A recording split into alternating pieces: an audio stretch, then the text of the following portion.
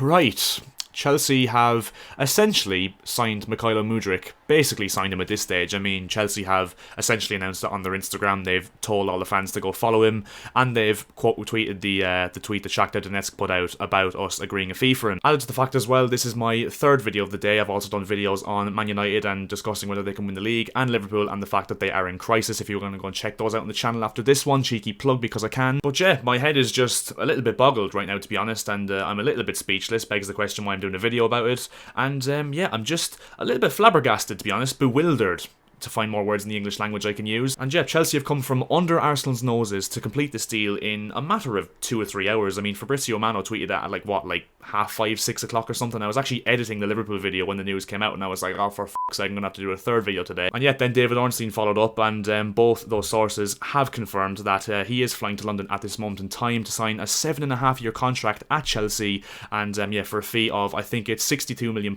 with an add-ons of £26 million. So overall, it's £88 million, 100 million euros.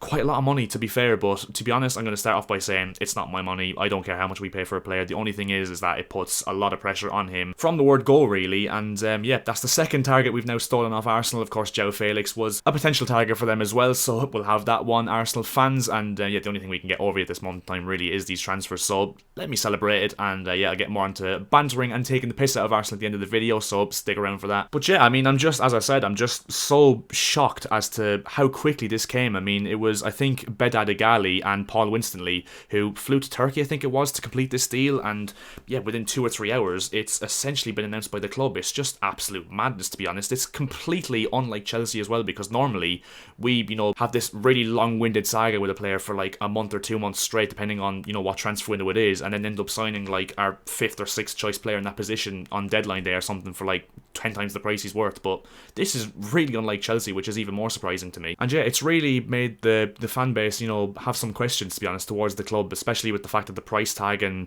it's made the fans question really the priorities of the club recently, because of course we did turn down the opportunity to sign Enzo Fernandez for his release clause, which is 120 million euros, not too far off, what we're going to be paying for Mudryk, to be fair. And the reason the fans have questioned it is, do we need Enzo Fernandez more than Mykhailo Mudryk? In my opinion, probably yes, but at the same time, it could be the fact that if we didn't get Mudryk in this transfer window, maybe he'd gone to Arsenal and we'd missed out that opportunity. Maybe they're, saying that we have a better opportunity of getting both if we leave Fernandez till the summer. That's just, what I'm just playing devil's advocate with, really. And according to some sources, it's like not really putting off our, intentions of going for a centre midfielder and a right back as well as cover for Reece James, which are 2 positions that we massively need to strengthen in this month. But yeah, as a fan, I'm excited. I mean, obviously, why wouldn't you be excited if you sign a winger for 100 million euros, I mean, Mudryk's a 22-year-old young left winger. He's only just turned 22. He's played 6 games in the Champions League group stage this season for Shakhtar Donetsk, scoring 3 goals and getting 2 assists. He's played 12 games in the Ukrainian league this season, getting 7 goals and 6 assists. And yet, to be honest, I've not really been watching Ukrainian league. I must admit, I'm sure a lot of Chelsea fans and Arsenal fans as well haven't been watching the Ukrainian league and keeping up to date with this guy. But from what I've seen in terms of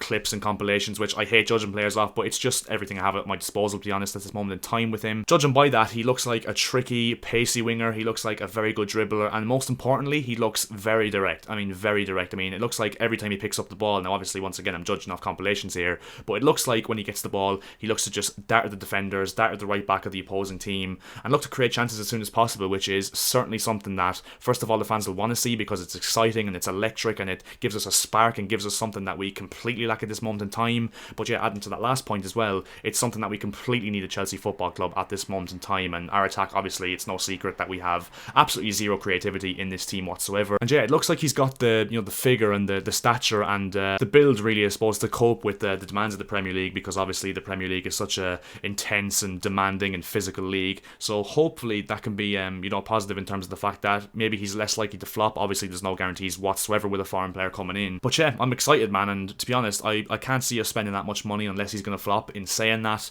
Chelsea have a really bad record with expensive signings. Like I said in that João Felix video, if you look at our top 10, top 15 most expensive signings of all time, you'll be looking to pick out 2 or 3 that were successes. And that's obviously a worry January, but we just have to, in my opinion anyway, we just have to trust this new regime. I mean, Todd Bowley's evidently looking to spend as much money as humanly possible to make us compete again at the top level under Graham Potter or another manager if Graham Potter is to eventually leave the club. And I'm of the opinion that we have to trust the likes of Christopher Vivelli, Paul Winstonley, Begdad Egali, Joe Shields, and everyone else in the scouting team and everyone else that's making the decisions at the top now, especially Christopher Vivelli, because he looks like he knows what he's doing now. And if you look at what our team could be on paper, I'll put it up on screen right now. I mean, first of all, you have Mudryk off the left, you have Felix up front when he's eventually back from his suspension. I'm still crying myself to sleep every night since that match has happened, to be honest, the fact that he's not back for a month. Potentially Madueke on the right hand side. I'm not sure what this deal does in terms of hindering his progress to join Chelsea, but otherwise we have Raheem Sterling there as well when he comes back from injury. The rest of the team isn't as strong. Obviously we need a new midfielder in there instead of either Zakaria or maybe Chukwuemeka. And yeah, you could see even Marcus Thuram, who we've been linked to as well, come into the team, and maybe he goes up front and João Felix drops in behind almost like a shadow striker in the team. And